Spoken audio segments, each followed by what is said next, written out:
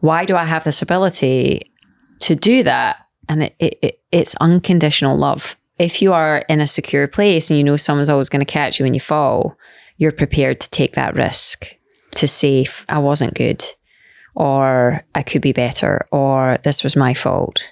Do you think love is like the most fundamental need?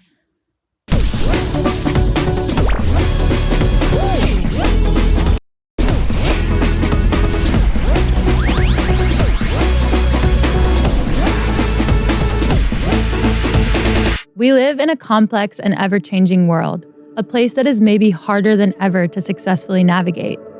The answer is surely to be brave, but it's also to seek and be open to guidance. Mentors are the one consistent through line in the lives of all accomplished people, myself included. So welcome to Mentor Buffet, a feast for those, like me, curious about who helped the most successful among us succeed.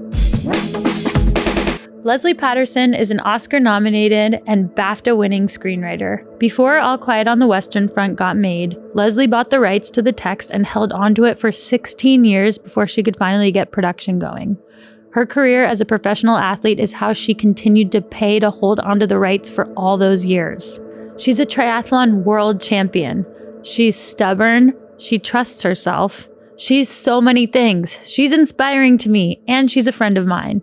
This conversation is amazing. Lesley and I talk about conviction. We talk about grief. We talk about purpose.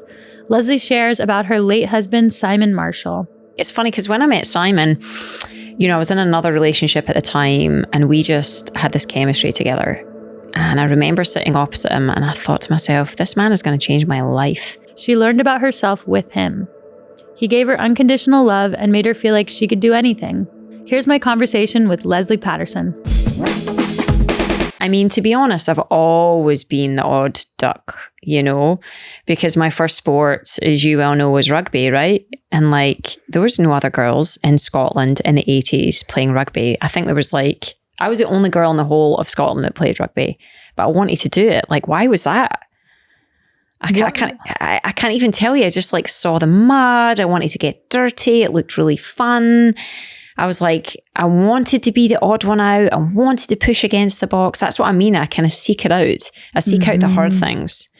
And so, but at the same time, I was doing ballet dancing. I was rocking up to ballet dancing with muddy knees. Who does that? So I didn't fit into either category, but I kind of got off on it. I know. Sorry, whenever you say I got off on it, I'm always like... You're like, what? No, I get it. It's just it's a very descriptive descriptive way of saying it. No, it's good. It's good. Lesley is someone who will say, I got off on doing these two things. And they're like, oh, you can't say that in America. No. No, you can say, you should just be you forever. Okay, right. I'll just, I'll talk about my fanny. No, I won't talk about my fanny because that means something very different in the UK. What does it mean? It means your vagina. Did you not know that? I don't know. I feel like actually Henry said that when we were in that Japanese store in England. I feel like she said that, but I forgot because I forgot that moment. Oh my God, when I first moved to America, oh my God, your fanny's so cute. I'm like, what the hell do you know? Oh there's so many stories like that. But yeah, so I reckon when I really pushed against the box was when I got picked up by the British Triathlon sort of association, right? And I was because I'd always dreamed of going to the Olympics and I was desperate to be a part of. And so I got in this system and we were like lab rats. They tested us and that determined whether or not they thought we were good enough. We were put in different groups. It was very much about popularity contest. And there was a protocol that you had to follow. And I just didn't fit it. And I had so much heart and so much drive and so much passion. And I just kept on coming up short. I was essentially failing on the big stages and losing all of my passion for the sport because of this system I was kind of pushed into. And I didn't really understand it at the time, but I just got really depressed. I'm like, what am I doing? And so I retired at 20. Yeah. So it was that was my first sort of, indication that you know, following a system doesn't always work out, but I didn't know how to move beyond that. Either your outward facing performance or what people are telling you doesn't match your actual belief in yourself. And that's what I'm interested in, is like, yes, you might have like retired at that age, but what was your dialogue like with yourself when the way people, whatever, the way you were performing or the way your mentors were telling you you should be successful wasn't working? What were you telling yourself? Self-loathing, failure, not good enough. I was never meant to be. That whole very Scottish mentality. I don't know what it is. The Scottish mentality is like a small, not good enough, and never meant to be, sort of negative. It can be negative, you know? Like, this was never meant for me. Self-fulfilling prophecy, that kind of, you know, that kind of mentality. And I could feel myself slipping into that. You believed it? Oh yeah. Yeah, totally. And was just so down on myself, because when you have failed on a world stage and everyone's looking at you, and you know what it's like when you compete and you don't do well and everyone expects something out of you, or so you think. People come, they don't even talk to you. They give you the cold shoulder. They don't know what to say. There's all these like whispers and murmurs. And of course, you're putting that meaning onto it as well, especially when you're only, say, 19 or 20. And that was a really big, like, that was a huge moment for me of failure. Huge. Because it was like and the failure was not even so much that I was failing competitively wise or outcome wise. It was that, oh my God, I don't like this. I don't want this. And all I've ever wanted is this. Like, what do you do when you stop having a goal? And we're so goal orientated, you know, like it's all about, you know, the passion and the drive. Well, shit, what happens when that drive goes? Like, what do you do? And so for me, it was actually digging into art that allowed me to rekindle who I was as a person. Because being pushed into the system, I was being taught to be someone I wasn't. And so I had to use art to get me out of that and to kind of find myself, who I am, what is my set point, what do I love, where do I find joy again? And that's when I had met Simon and we moved out to California. And I actually went back and I studied theatre and film in, you know, a master's degree. It was amazing. So I went from this like self-loathing, hatred to this complete reinvention of I can be joyful, I can be happy without worrying about what it meant or what that outcome was. And, you know, I was like, I'm never going to do a triathlon again. I remember watching one of my mates. They came out to California to do a big race. I'm like, that's just fucking stupid. Why would they do that? That's ridiculous. You know, flash forward 10 years later and I'm a 5-time world champion in triathlon. But the point is you know, Simon taught me this. He was always a wonderful mentor. And from his psychological teachings, it's like getting to the top is a cargo net. It's not a ladder. And I was like, oh shit, he's so right. Wait. Yeah. So getting to the top, whatever you deem to be the top, success, reaching a goal, you don't use a ladder. It's all about a cargo net, meaning in a cargo net, you can go to the right a bit, then you can go up, then you can go to the left a bit. The thing. Yeah. There's many different ways to get to the top of that ladder. But when you're on a ladder, it's just one path. And so that's how I was discovering the world, was using my art to find my identity as an athlete again. So when somebody tells me you have to focus on just one thing, that doesn't make sense to me, because I'm using the cargo net mentality, which is there's many different ways to get to the top of whatever you deem to be the top. Would you say you quit? Like when you were, would you use the word? Yes. I think for me, it was good that I used that word quit. Yeah. Because it had a negative connotation that I gave up. And what that taught me moving forward is that how can you learn from something that is negative that happens in your life? And I use that as a point of growth eventually. Like, and when I look back in it, now I can see the trajectory of each tough time and how it's recalibrated me.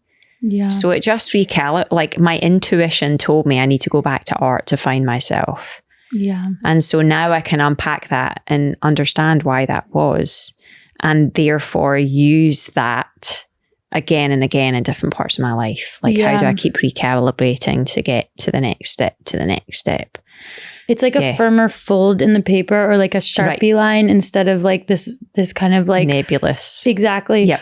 And that moment that you quit, you also left Scotland, right? And what I think is interesting is like this idea of like mentorship, even as like a place, like this mindset of Scotland, and that you didn't really go back in a serious way ever, right? And so what did it feel like to not only like leave behind whatever your childhood, like whatever was there, but also the mentality, and how important is it for people to move away from spaces that are influencing them in ways that they don't want? It's so huge. I mean, I really believe in sort of the energetic realm, for want of a better word, but there's energies that are held, because of experiences, trauma, thoughts, feelings, emotions in different places that we have. And until you get separation from that, then you're going to sort of recreate that emotion that comes about when you're in that space. And I think, in your younger years, you set down so many limiting beliefs. And so literally it was like a shedding of a skin. As soon as I got off the plane in California, I'm like, oh my God, nobody knows me as an athlete. Yeah. And I was going into an arts program and nobody knew me as an athlete. It was amazing. Yeah. So I got to kind of take away all that negativity, push it aside and say, who do I want to be? What do I want to be? And let's just have fun with it. And decide. And let it kind of like unfold. And people, I was lucky enough that Simon had a great job. We got to come across. We ended up getting green cards. Not everyone has that luxury. But how do you press that reset button in your own life? And, it's so funny. People will laugh, but I do know Tony Robbins, and his sort of philosophy is all about patterns, and that we fall into patterns, both of behavior, of thoughts, of feelings, of emotions. And so like, how do you crack that pattern? And it's like, you go on the same running route, you do this, you do that. Like, how do you do something completely different? And you can do it in your own life. It might even be sitting at the other end of the table and having a different view. It can change a feeling or a thought, which can change a behavior. So yeah, I was lucky enough that I got a massive reset, and that it's funny because when I met Simon, I was in another relationship at the time and we just had this chemistry together. And I remember sitting opposite him and I thought to myself, this man is going to change my life. I remember having that, it was like this like visceral reaction. I was like, he's going to change my life. Wow. And he did, and he has, and he continues to, and it's just kind of mad that you can have that in a moment. So yeah, coming out to California was an amazing experience, because to your point, that both that mentorship, all that I'd learned from Scotland and the UK, and that mentality was both holding me back, but it was also a wonderful attribute coming to a place like California, because they're very different cultures. California is very blue sky thinking. It can be quite transient, but you really feel like you can do anything. Folks are more entrepreneurial in the way that they think. In the UK, and this is changing somewhat, but it's still the same. You have the class distinctions, which is like this glass ceiling you can never really break through. The Scottish mentality can be quite negative. It's all about, what is happening to me, not what I'm doing. They don't like to celebrate victories. They like to, cut people down. So, but at the same time, it's a community of love and joy. It's about supporting. It's about giving back. It's about helping your fellow person. It's about being an underdog. So if you match those sensibilities, which are quite, sort of modesty, humility, compassion, empathy, if you mix them with that sort of almost like Californian confidence, then you have a wonderful kind of combination. And I'm so aware of that now, and how that's helped me gain more success. What's important to you now, would you say? Spending time with people I love. So when you ask me, I can't believe you drove out here, it's like no brainer. Yeah, it means a lot to me. I mean, I feel like you also are as lit up as me about like inevitability and mischief. Oh. And that seems to be something that you and I like, because I don't think that I don't think we're contrarian for the sake of it. No. Like if we can get help from like our agents and managers to do something the traditional way, yes. Do you know what I mean? Like totally. I don't think we're resistant to the processes that exist, but when it feels like there's a wall there, I feel like we want to build rocks and climb over the wall and help each other over it and have fun doing it. And that's something that I like adore about you. And to be honest, like I feel sometimes that I need you to exist because I don't know how to do that in this world alone. Like I will do it, but it's way more fun to feel like there's somebody else that's functioning like that, just like I am. Whatever's the right path at the time is the right path, whether that's in a system, out of system, whatever that is. Like what's useful. Yeah. And, you know, the biggest thing, because it's so funny, I'm such a structured person, you know, I'm like so goal orientated and like, I've got to be a cheat, got to be doing this and that and this. I love that. What I get from you is that fairy dust and the joy and the laughter. And I'm like, that's because I think hopefully I give you a kick up the arse and then you're like that. All right, Patterson, let's have a bit of fun here. It's okay. You can have some fun. Yeah. Let's do our fairy dancing together. Yeah. Well, I see the fairy dancing as like not extraneous to the goal. I think it's creative energy. It's all adding in. And that's been my biggest weakness is not seeing that. But we see it now. That's fine. Yeah, we do. Tell me, like, okay, I'm so interested in however much it comes to mind, like people and moments and circumstances that you have experienced since really, you know, whether it's climbing to the top of the triathlon world or the film creative world, like moments that you remember that either resonated with you positively or that you actually were using as almost like a wall ball where you're like, that's actually not how I want to do things. Yeah. I don't mean to like pivot, but I think this is genuinely what I'm interested in because I think you have uniquely been at the top of these worlds, right? And inevitably people have given you input that you've taken or left. Right. I would have said in sport, a lot of the criticism about how I approached my training or what I would do was the intensity with which I would do it. So the level of commitment and drive, right? And so there was a lot of criticism around that. You need to take more rest. You need to chill out. You know, you need to go and have fun. I didn't like when people used to tell me to go camping on the weekend. I'm just like, what? And that's such a lack of understanding. Like, I am having fun having this discipline. It's not like it's a sacrifice for me. So one of my biggest attributes in life is how hard I can work. And so that was put into my training, meaning I was doing way more hours than anyone else. Now, that was both good and bad in that I could overtrain for sure. I was pushing the boundaries for sure, but it also made me the best in the world. So that became a weakness because I thought that was my only strength. So I didn't have the confidence to kind of back down maybe. But that's where I stopped listening to people because I really realized, I remember I had a coach that I ended up moving to that said, more is more. It's just that most people can't handle it. So I was like, oh, that's really interesting. I've never been told that, right? Because normally they say, you know, less is more, you know, or some bullshit like that. He was like, nah, more is more. If you can train more, train more. It's just that most people can't. Right. And I was like, you could until you And I could until I didn't. but even that seemed like it was built into your philosophy where you're like, I know I'll go over the edge sometimes. Oh, totally. Right. And being okay with that as well. And I think the assumption is whether it's because I'm young or female or blonde that like I don't really know what I'm doing. And it's like, no, I know what I'm doing. Definitely blonde. Definitely the blonde. Definitely the blonde thing. It's like they think I'm stupid, but whatever.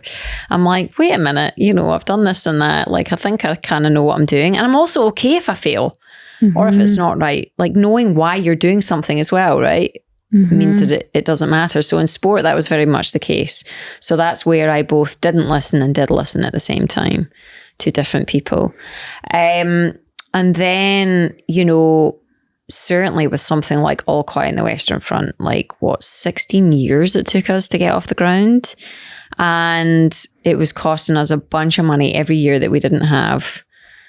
And so many people, my family members, people in the industry were like, what are you doing? Just like, give it up. I'm like, no. You know, because I had it's all about how you reframe a situation. Everyone saw that money as sunk costs that you never get back. And I'm like, no, it's not, because by having this option to this famous book, we're getting meetings with big directors, we're getting into agencies, which I just wouldn't as a no-name writer. So it's already, and it's also a practical school in how to put a film together. So I guess I was reframing what it meant to me to justify the negativity or opinion of the outsiders or the insiders, because it was people in the industry. And of course, then it ended up being a success, and everyone turns around and goes, oh my God, what? That's amazing. You know, and you know, so again, that was, but Ian was very much like, we've got to keep going, we've got to keep going, we've got to keep going. So I've always had people on the outside, people on the inside, and then choosing which path. Which one to listen to. Right. Do you have like a really strong like sense within yourself too in those intervals of like what is best? Like when you talk about like renewing the rights to this book, using prize money to keep being able to maintain that, all those things, is it easy for you to know what you would like to do? Now it's more certain, I would say, because with experience, you know that what you've done in the past can be successful, but that if you get ego involved too much can also be a weakness. So I think probably one of my biggest strengths is being self-reflective and be willing to change my mind or say when I'm wrong or listen to another opinion and pivot. So I think it's having enough conviction and strength around your why, but at the same time being open to suggestions. I don't fucking know everything. You know what I mean? It's like, of course I don't. You should want to learn and grow all the time. So, yeah. That makes sense. Yeah. Are you self-reflective only at moments when like you really need to be, or do you have time every day? Like, when are you spending this time with yourself and reflecting on decisions and things like that? All the time, to be honest. Like, I mean, it's pretty continuous. I seem to have this mind map in my brain. Like, what am I doing? Why am I doing it? Did that work? Did I say that thing in the right way? Did I offend that person? That's okay that I did. Maybe I didn't. I have quite a chatter in the old head, that's for sure. Yeah, but it seems like the like tone of the chatter is not like self-destructive. No. Which is I'm not blaming myself. But that's like so crucial here because right? Because like because to have that dialogue with ourselves is super important. Right. But to not have it be like an exercise. It's not going to define my confidence, my self-worth, all of that. Yeah. It like exists in a room that is like the football tape room where they're like watching tape and being critical. It doesn't exist in the like self-confidence identity room. Like it's data that you're analyzing. That's exactly it. I mean, and not all the time, of course, things are going to impact me and I'm going to be like, oh man, I made a mistake, like, ugh. But I think it's something, again, I was born with, and if you met my dad, you would know it. Just like, I'm just a confident person. Not in an arrogant way. I've got so much to learn. I'm shitty at so many things, but I feel confident that I'm good in some stuff too. And the other day I was looking through some boxes that I was clearing out, and I found a diary entry of Simon when he got sick, and he wrote down, you know, I really need to believe in myself that I can get over this. And he said, I don't know if I can. I don't have the confidence like someone like other people around me, in brackets, my wife, Lesley. And I thought to myself, it's so true. He just seemed to have this inherent low self-worth that like came out so badly during his illness. And anybody that knows, I just have an inherent confidence, and I don't know where that comes from. I guess I do. It's genetic, as well as having an amazing upbringing and support, having a lot of luck, pushing through, having a lot of failure, learning from it. So, yeah. And you're processing it and gaining confidence from your own awareness of your growth. Right. That's right? it. Always looking back and saying like, shit, why did that go wrong? And you know what? Simon was such a huge mentor for me. He used to always say, it was great, point the big foamy finger back at yourself.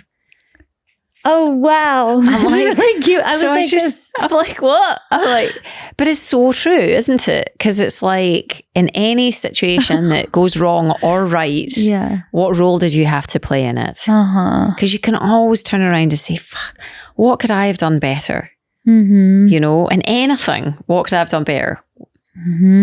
Like, why not? Why would you not want to do that?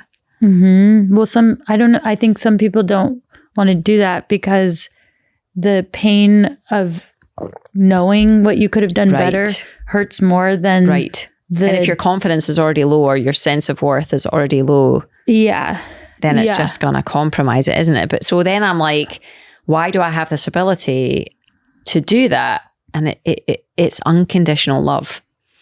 And I really believe, like the security blanket I was talking about, I always knew no matter what I do, my parents had my back. Lots of people in life don't have that. And I saw it time and time again in my life and in other people's lives. So if you are in a secure place and you know someone's always going to catch you when you fall, you're prepared to take that risk to say, I wasn't good, or I could be better, or this was my fault. Do you think love is like the most fundamental need? Love is 100. And as soon as you can embody that, like, you know, what that does for you is not just about receiving it, it's about giving it to help other people. And as you get older and you've gone through so many different things and you realize the power you can give someone else by loving them, then it puts you in a place of forgiveness, that no matter what somebody does to you, you're going to try and put yourself in their shoes and you're going to try and love them out of it. So it's just like a different perspective, isn't it? You know? Well, and it feels like if that is the most fundamental need, that that feels like we can find that. Like, even though I know maybe for some people it's more embedded in, like they're born with it, right? Or if they have the family like you do and stuff, but it feels like something that's like you can find and it's worth finding. Yes. And then it's worth like giving. Because that's how you're going to find it.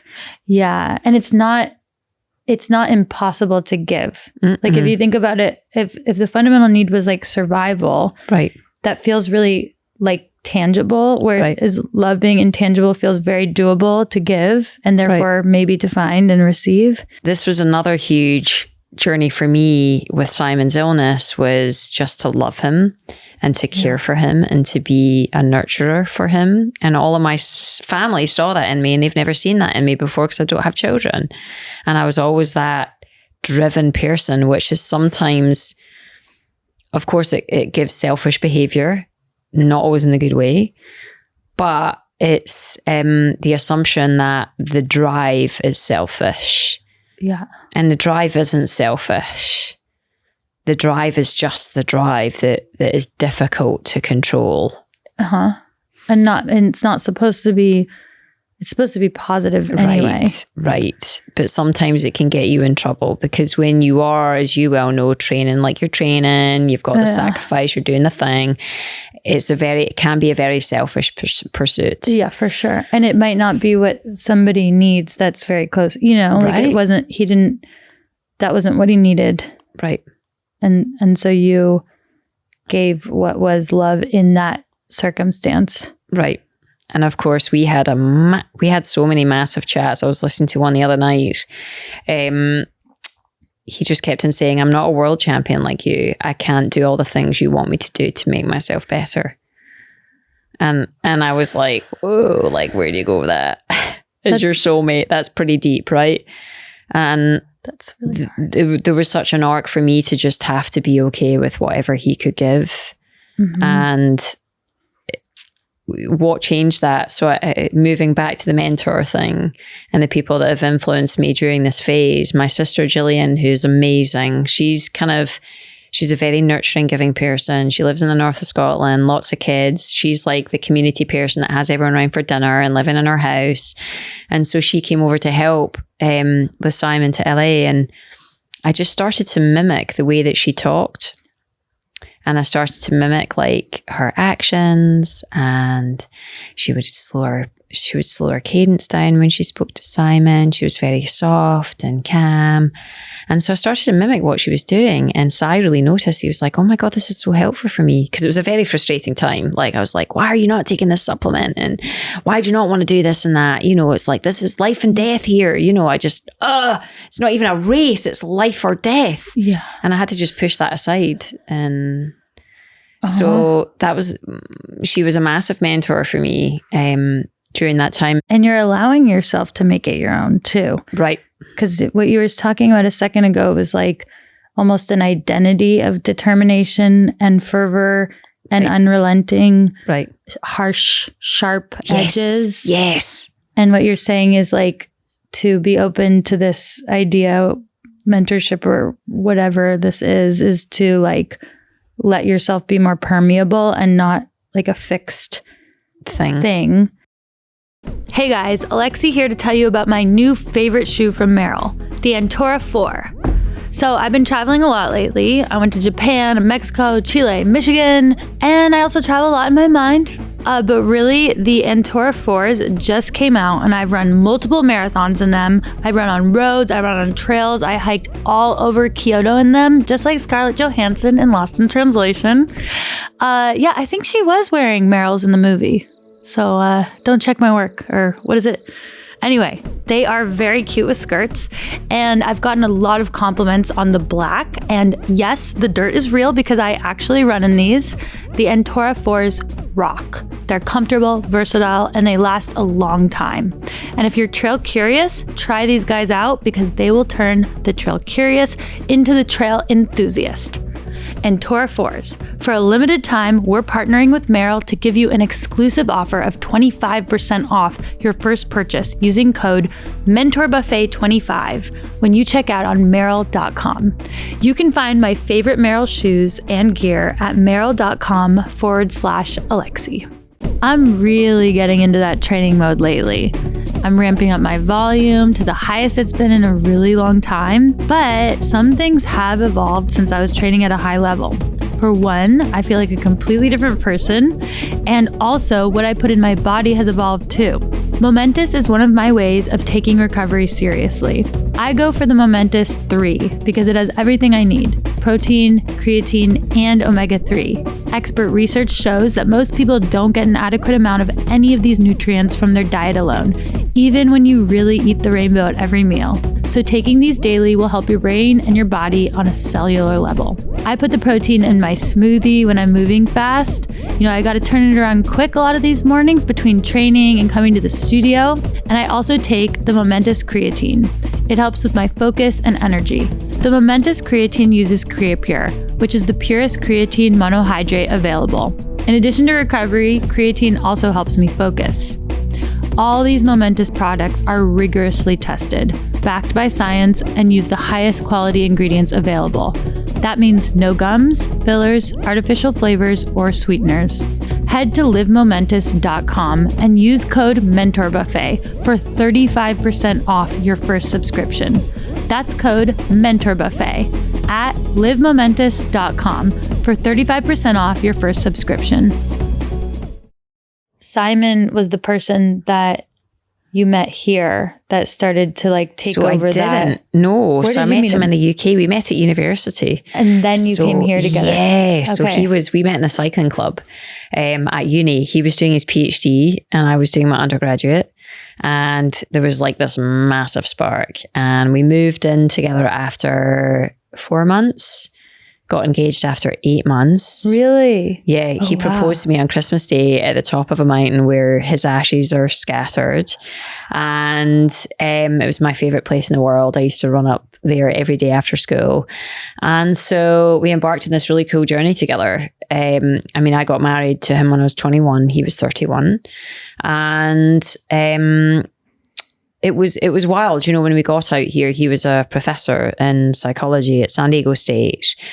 And it was a very stressful time for him. You know, he didn't have the confidence again, but he was thrust into this like adult job. But I think through academia, you know, he realized that actually the path of the system didn't work for him. And he was actually almost like a closet creative. So as I was embarking on all of this wonderful creative life, I think he was frustrated. So we eventually just said, get out of it, man. Who cares that it's a tenure track position or a pension or like whatever? We don't have kids. Like, we'll figure it out. Get out. So then he started to coach with me, do a bunch of other stuff. We wrote a book together, The Brave Athlete, which was wicked. And we just realized that we had this great partnership in business as well as personally. And so he started to help on All Quiet, although he wasn't credited for that because he'd never imagined himself being a writer. And then we started to realize actually he's super funny, he's really good at dialogue, I'm really good at structure. And we started to do a bunch of scripts together. And we started our production company together. And so when the whole Oscar journey happened and all of that, it was like this super exciting time. And I remember him like riding around on his moped and he was like, this is the happiest I've ever been, because he finally had found something he truly loved in writing. Like he would just hole himself away, you know, type, you know, down in the basement kind of a guy. And after the Oscars, of course, we had a bunch of different work that was offered. We were taking meetings. And, you know, we actually lived with Ian quite a bit. Ian has always been a huge part of our lives, you know, the good, the bad, the indifferent. You know, it was definitely interesting having two men in my life like that. You know, they're quite alpha males. So, but yeah, so we were writing a bunch together, and that's, of course, when he got sick. And it is wild to have somebody that, you know, we're both white, we're middle class, well-educated. He was a cyclist. We were fitness people at the top of the top, just coming off the back of the Oscars and the red carpet and the whole thing, embarking on this life together. And he started to get stomach pains and back pain. It was all very strange, and it just kind of like spiraled really quick. And it was just the wildest experience. I can't even put it. I mean, I've got some distance now. It's almost a year, but God damn, it was like, you know, it goes from, you know, rushed into hospital to, oh, it's just this, to maybe it's that, to it is that, to no, it's worse than that, to, oh my God, you know?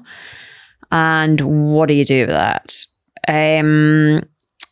So yeah, it was just madness, really. And we shot a documentary, as you well know, along the way, because the day that he was diagnosed was also the day that we got our first gig after the Oscars, which was to adapt Viktor Frankl's Man's Search for Meaning, which is an amazing book about a psychiatrist that goes through the Holocaust and cements his theories of, logotherapy, the therapy of meaning, finding purpose and meaning. And it just felt like this weird kismet that we should be trying to find our own purpose and meaning at the same time as writing a script about a book that's all about that. So we shot a documentary along the way, went on this crazy journey, 9 different countries, lots of different treatment, just wild, wild, wild. So it's going to be the most intense, amazing documentary, I think, because it really is warts and all. It's the anger, it's the frustration, it's the pain, it's the joy, it's the love. It's also the enlightenment, you know, since Simon's death. Like, who am I? Who do I want to be? I got married when I was like 21. I was with him since I was 20. I had a relationship before that. I've never been on my own. What does that look like? Who am I? Because it's amazing that when you are with someone, how you start to adopt their belief system. And you want to. He was 10 years older, very intelligent, a professor.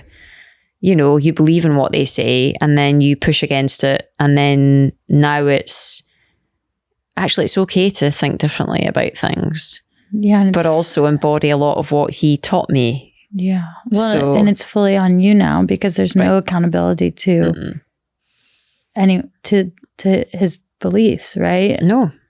And it's magical. It's enlightening. It's super dark.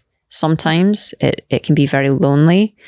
And then you come out of it and then you spend time with friends and family and you realize, you know, for me, I don't feel like he's gone. And I'm sure a lot of people say this when somebody close to them has passed away, but I've really been meditating, doing a lot of investigation into universal consciousness and beyond it, like all these cool things that I never would have done. So yeah, it's been an honor and a privilege to experience humanity to this capacity. So it's another notch in the Lesley obstacles. Oh, you're so sweet. You have this evolving relationship with Simon that you had, and it continues to evolve. Like, what right now are you in conversation with him? Gosh, that's so interesting. I talk to him all the time and I really feel like he's guiding me. I've had so many sort of messages and all the rest of it. How he guides me is everybody loved him. He was a giver. He cared about people. And my first thing to say is always, what would Simon do? It's almost like what Simon says, you know, so funny. But like, I think about that all the time. How would he react in this situation? Either the stuff that I like or the stuff that I don't like, because I was quite different from him. But I feel like he's cheering me on. I can't explain it. I feel like I've got my angel guiding me, and that's really comforting. So yeah, I try and listen to what he's saying, and it's a feeling often. Yeah, well, going back to that love, it's almost like saying that the love doesn't even have to be like actually holding you. Present 3D. No. Yeah, it's that's just it. That's right. It's that the love has to just exist and you have to know it to be true. Yep. And it can be true in many different dimensions. Yes. As long as it's true. Right. So that's like really cool, because I feel like the limiting thought there would be like, what if they go, like, what if it's change it, you know, what, you know. And that's the thing, like that love, like that we had will always be there and is always there. It's eternal. And it feels, I get all the best parts of him now. Wow. Because there's not the ego there, you know, to limit. It's just a pure love. So that's what I never feel negative about. I feel like all the positive love in him is in me,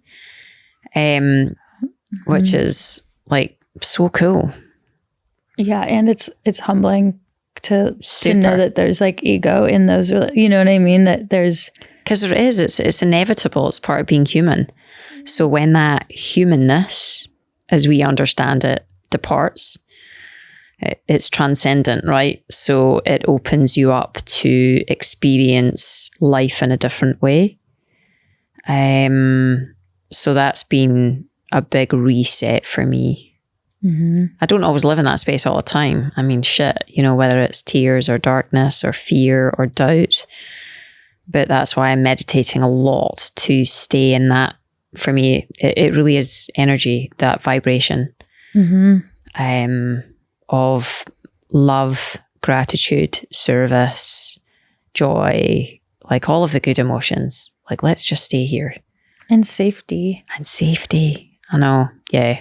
I have a lot of that through friends and family. I have the most amazing friends and family. I'm so lucky.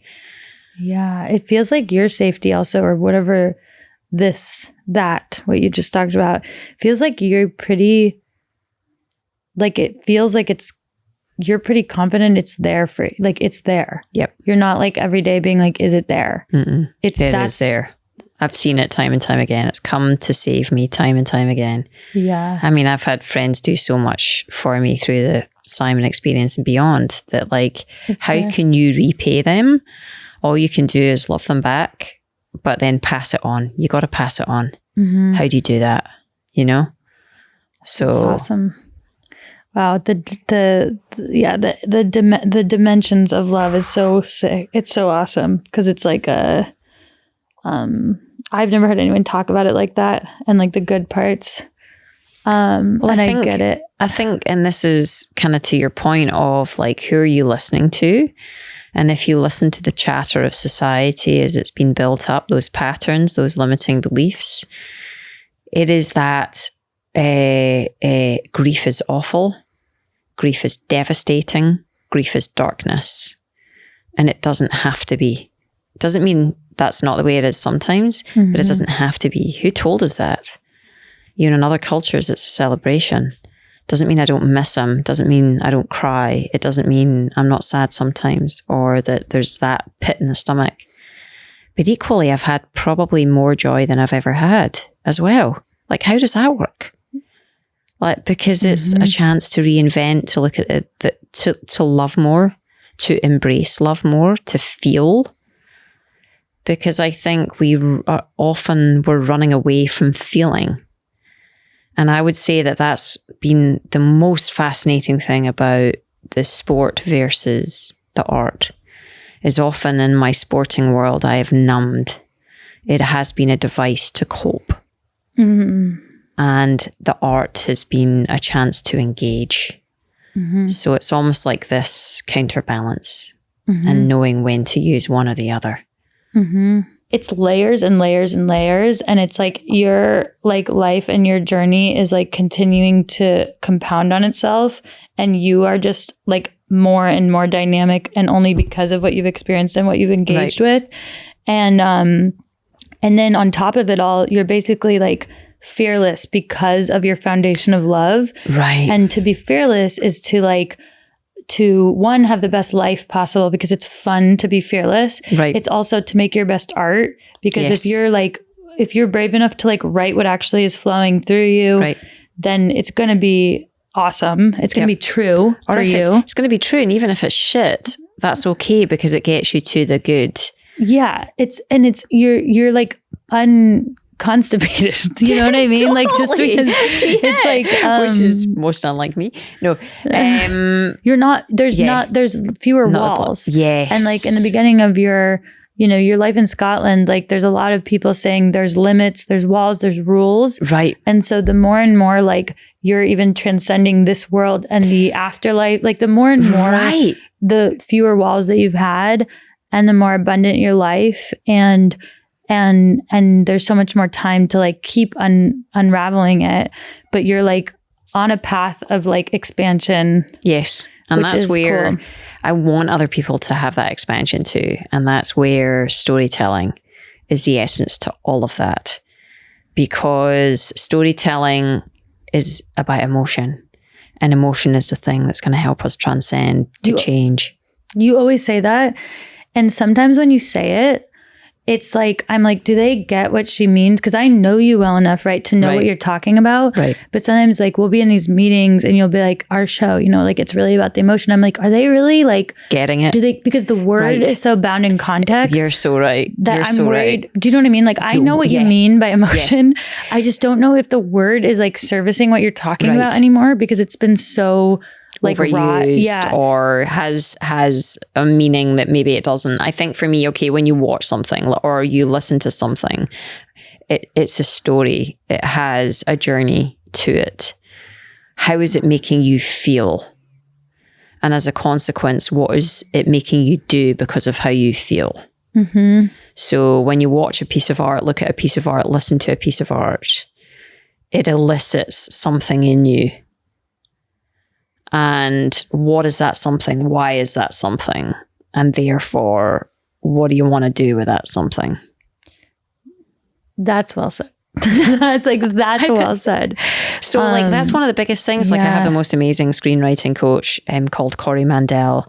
And Simon and I took his classes during COVID, and he's like an amazing guy. Anywho's, one of the biggest things that we start off with when we're telling a story is, how do you want your audience to feel? How do you want them to experience it? And that's like one of the big tenets that we look at all the time. We're recentering. How do you want them to feel in this scene? And then you break it down and you say, well, yeah. Well, because you're like a translator and a conduit of that stuff. And it's cool to acknowledge the audience. I feel like some people are like, it doesn't matter. And it's like, well, it does. Oh, no. It does For matter. me, it really matters, because at the end of the day, I have something to say. Yes. But I want them to hear it. Yes. So what is it I'm wanting to say? And is that important to say that? And why is it important? So every question we ask when we're writing TV or film or whatever is, why is it important to tell, and why now? We know that stories can change the world. So we have a responsibility. So what are the things that are going on in our world that we want to talk about, and how do we talk about them? And I think that when you come to the table with a level of humility and compassion and self-reflectiveness, you're not just going to tell the thing from your own side. You're hopefully going to open up, and it's going to open your mind up to all the sides, and why are those sides existing? So we always talk about in any film, a thematic premise. So what do you want to say? What's your film or story trying to say? And then you want to argue both sides of that saying, so that there's always a sense. And maybe you come to a conclusion with it because of your own belief system or what you want to say. Or maybe it's that there isn't a conclusion and we just want to highlight an issue and open up a dialogue.